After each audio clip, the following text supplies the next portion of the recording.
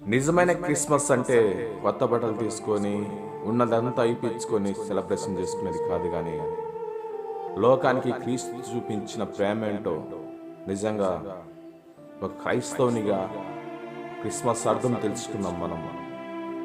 అలా చేయగలిగితే అది నిజమైన క్రిస్మస్. మన మాటల్లో కాదు, కానీ క్రియల్లో క్రీస్తు ప్రేమ ఏంటో చూపించగలగాలి. మన తోటి లేని వారిని నిజంగా ఈ క్రిస్మస్లో ఆనందంగా గడపడానికి, వారి నవ్వుల్లో చిరునవ్వు చిందించడానికి మనం కారణం అవ్వాలి.